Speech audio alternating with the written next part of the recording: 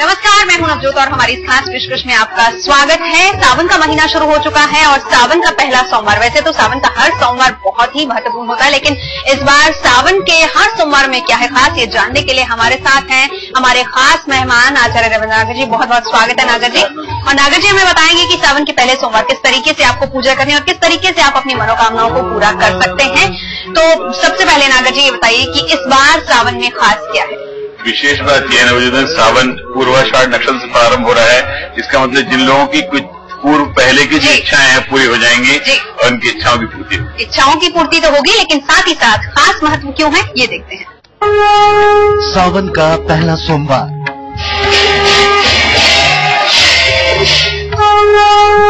धरती पर उतर आए हैं शिव साक्षात।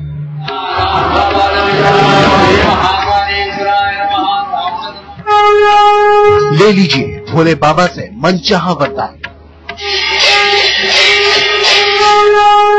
नहीं लौटाएंगे भक्तों को खाली हाथ।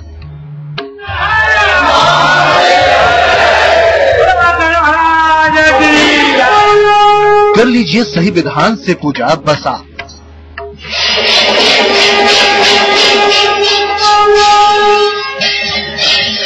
सावन का महीना शिव का सबसे प्रिय महीना, वो महीना जिसमें भोले बरसाते हैं भक्तों पर कृपा अपरंपार, क्योंकि इस महीने में धरती पर आते हैं साक्षात शिव।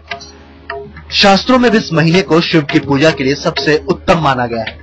मान्यता है कि सावन सोमवारों को विधिपूर्ण शिव का पूजन और व्रत रखने वालों को भोले कभी निराश नहीं करते।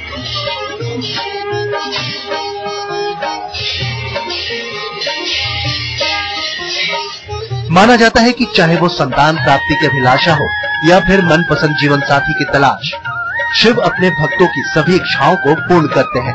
पति और पत्नी दोनों को मिलकर इस दिन शिव की आराधना करनी चाहिए। भोले शंकर गर्म तो है ही, लेकिन हृदय के बेहद नरम भी हैं। इसलिए उनके द्वार से उनके भक्त कभी निराश नहीं लौटते। सावन सोमवार के व्रत के लिए हरे रंग को शुभ माना जाता है, इसलिए इस दिन हरा रंग पहनना और हरे रंग के पकवान खाने की सलाह दी जाती है। भगवान शिव के इस प्रिय व्रत में व्रती सुबह उनकी विधिपूर्ण पूजा करते हैं। इसके लिए गंगा जल, दूध, तिल, फल फूल और विशेष रूप से बेलपत्र के पत्तों से उनकी अर्चना की जाती है।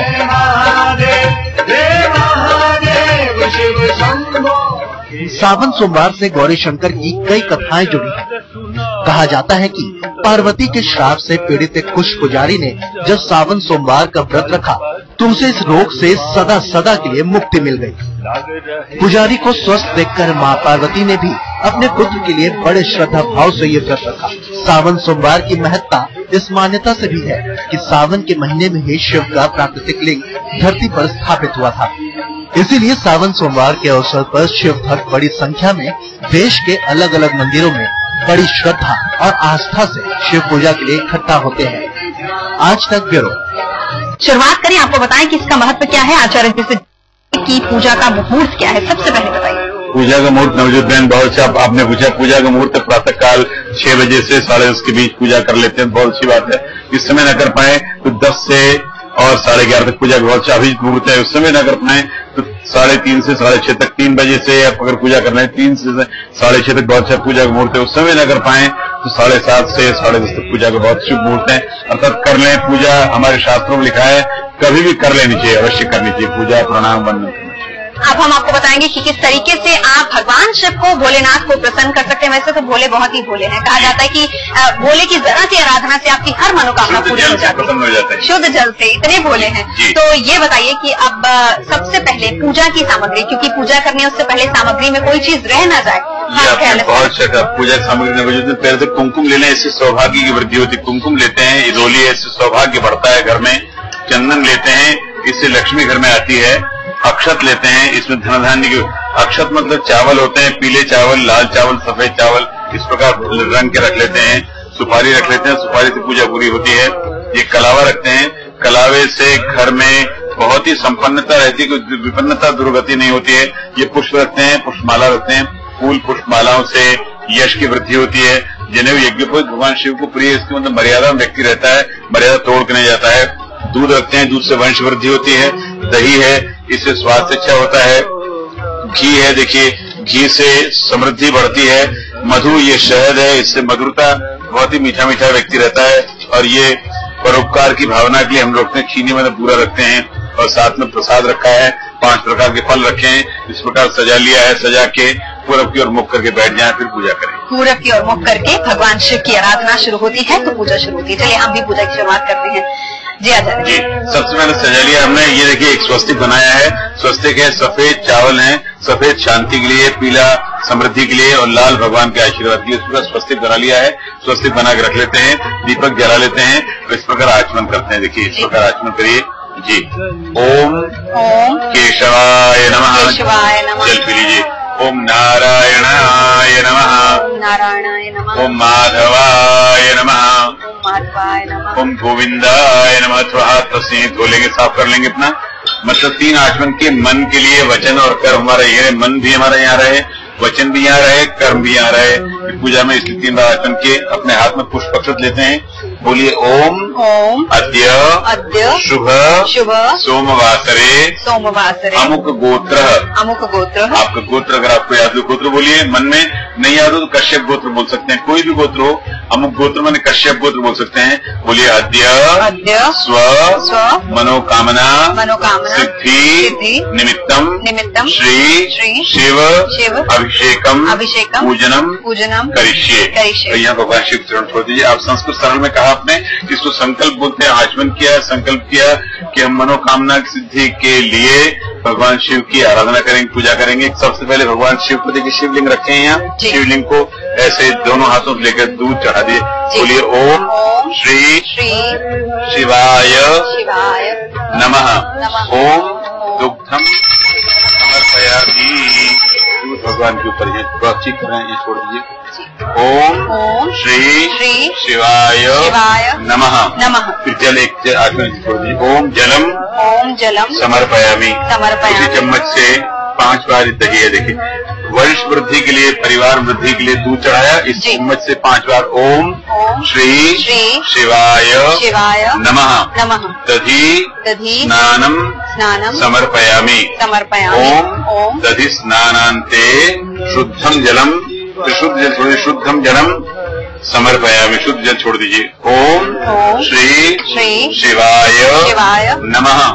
घृतम समर्पयामि। 5 बार घृत छोड़ दीजिए। घृत माने घी से समृद्धि होती है, घर में संपन्नता, समृद्धि, श्री की वृद्धि होती है, बढ़ोतरी होती है। 5 बार छोड़ दीजिए बस, ठीक है। और ठीक किया आपने। ओम श्री शिवाय नमः। शुद्धम जलम समर्पयामि। मधु मतलब मधु है, ये शहद है, इससे मधुरता बढ़ती है। ओम श्री शिवाय नमः। मधु स्नानम समर्पयामि। जो कड़वा बोलते हो, खुरखुर करते हैं, मीठा बोलने लग जाएंगे। फिर एक बार जल छोड़ दीजिए। बीच बीच जल से छोड़ते हैं। जल भगवान को, शिव को जल बहुत प्रसन्न है जी। और शुरुआत में जैसे आपने बताया कि जल से ही शिव प्रसन्न हो जाते हैं। ये शर्करा चीनी है, ये बूरा है, इसकी बूरे से परोपकार की भावना, हमारे जीवन परोपकार भी होना चाहना चाहिए। ओम शिवाय नमः। एतत् शर्करा स्नानम समर्पयामि। 5 बार छोड़ दिया। 5 बार कहते हैं, 5 होता है, 5 बार छोड़ने का अर्थ होता है कि पूरे परिवार के लिए, पूरे बंधु बांधवों के लिए, इष्ट मित्र के लिए, जान अनजान सबके लिए करते हैं। भगवान सबकी रक्षा करें, सबको अच्छा करें। फिर जल छोड़ दीजिए। ओम शुद्धम जलम समर्पयामि। उससे पूरा अच्छे जल छोड़ दीजिए, अभिषेक कर दीजिए पूरा अच्छा से। जलम समर्पयामि। बोलिए ओम श्री शिवाय नमः। अब शिव जी को हमने यहाँ बहुत शांत भाव से भगवान शिव जी को यहाँ रख देते हैं हम, और शिव जी को बहुत ठीक से इस पर स्वस्तिक रख दिए। यहाँ इसको जलधारी इधर रखते हैं, जलधारी यहाँ रखते हैं। इस उंगली से भगवान शिव जी पर चंदन लगाते, शिव जी को कहते चंदन लगाते हैं, अनामिका से लगाते हैं चंदन। बोलिए ओम शिवाय नमः। चंदनम समर्पयामि। ओम चंदनस्य, यहाँ भी लगा दीजिए। महत् पुण्यम पवित्रम पापनाशनम। इनके चंदन चढ़ाने से घर में लक्ष्मी आती है। और ये रोली है, कुमकुम है, इससे एक स्वस्तिक बना दीजिए। कलश पर स्वस्तिक सीधा जैसे बनाए क्लॉकवाइज बना दीजिए। ठीक से आप परिक्रमा स्वस्तिक, और आरती क्लॉकवाइज करते हैं। जी। ओम श्री शिवाय नमः यज्ञोपवीतम समर्पयामि। इससे व्यक्ति मर्यादा में रहते हैं। सब लोग मर्यादा में, कोई नियम तोड़ता नहीं, करके नहीं, कुछ भी हो। ओम पुष्पाणि पुष्पमाला समर्पयामि। ओम श्री शिवाय नमः। बहुत ठीक कर रहे हैं, बहुत ठीक कर रहे हैं। ओम वस्त्र निमित्तम कौशुंब सूत्रम समर्पयामि। वस्त्र के निमित्त भगवान को अर्पण करते हैं। बोलिए ओम श्री शिवाय नमः। दीपम दर्शयामि। दीपक भगवान को यहाँ रखा हुआ, दीपक चारों तरफ पुष्प रख दीजिए। जी बहुत ठीक। उज्जवल आपके पास रखा है, चल लेके घुमा दीजिए। ओम निवेदयामि, यहाँ भी घुमा दीजिए। ओम फलानि समर्पयामि। फल से पूजा पूरी होती है। फल रखते हैं, 5 प्रकार के फल है। नारियल अवश्य रखते हैं, नारियल बहुत पुण्य मानते हैं। और भगवान को मिठाई का प्रसाद रखते हैं, ऐसे कोई मिठाई रख देते हैं, हाथ जोड़ देते हैं। ओम श्री शिवाय नमः। ये कलश एक रखा है, कलश पर स्वस्तिक बना दीजिए। ओम स्वस्तिकम निर्मापयामि। बहुत ठीक संस्कृत में आपने कहा, ये स्वस्तिक बना, ठीक स्वस्तिक सीधा बना दिया आपने, बहुत ठीक किया। कि इसका मतलब पूरे हमारे परिवार का मंगल कल्याण हो। इसके बाद सब परिवार आरती करते हैं। सारा परिवार अगर काम में लगा हो कहीं तो अकेले आरती कर देते हैं। जी, तो चलिए विधि विधान से हमने पूजा की और आचार्य जी से ये भी जाना कि किस तरीके से आप पूजा करते हैं। जी आचार्य जी, लौंग रखे हैं और साथ में सुपारी से तो शत्रु का नाश होता है, लेकिन लौंग से क्या होता है? जी, लौंग से भी शत्रु नाश होता है, सुपारी से पूजा पूरी होती है। तो लौंग इलायची आपने ठीक देखा, लौंग है, इलायची है, सुपारी है, ये भगवान पास यहाँ रख दीजिए। ओम लवंग एला पूगा फलम समर्पयामि। सब भगवान पूरा, भगवान जैसे हम लोग करते हैं तो पूरा अर्पण किया। और फिर उसके बाद व्रताचरण करें, व्रत रखें, अगर संभव हो तो व्रत रखें या फलाहार करें, सात्विक आहार करें। सावन के सोमवार का व्रत का बहुत खास महत्व होता है।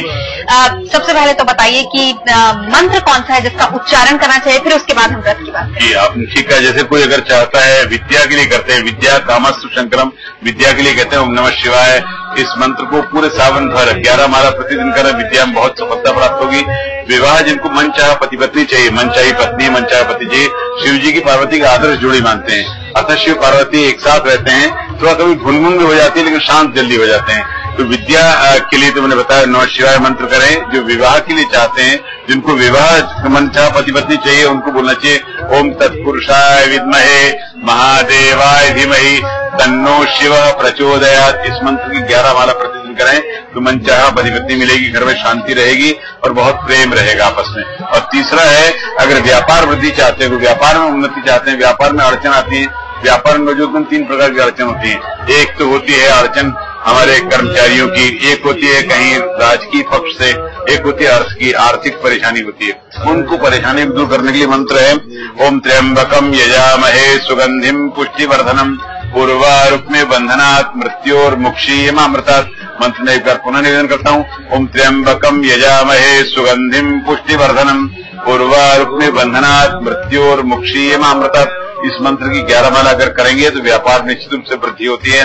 और एक मंत्र संतान प्राप्ति के लिए, जिनको संतान चाहिए, जिनके 7 वर्ष निश्चित मानिए, जिनके 7 वर्ष विवाह के हो गए हैं या 10 वर्ष भी हो गए हैं, विवाह के बाद संतान प्राप्त नहीं हुई है, अगर वो करते हैं व्रत और उपाय करते हैं, भगवान को प्रणाम करते हैं, ये मंत्र निवेदन करता हूँ। देहि में तनयम भगवन स्वामहम शरणम गतः, देहि में तनयम भगवन स्वामहम शरणम गतः। संतति प्राप्ति के लिए कन्या हो या पुत्र हो, कन्या की प्राप्ति के लिए अथवा लड़के की प्राप्ति के लिए अगर ये मंत्र करेंगे, 11 माला इसकी कर लें तो निश्चित रूप से संतान की प्राप्ति होगी। और अपनी सेहत के लिए, अपनी सेहत अगर अच्छी रखनी हो, स्वास्थ्य के लिए, ये आपने बहुत अच्छा कहा कि अगर स्वास्थ्य अपने परिवार का, बच्चों का अपना स्वास्थ्य रखना हो तो मृत्युंजय महादेव त्राहि माम शरणागतम जन्म मृत्यु जरा व्याधि पीड़ितम कर्म बंधने।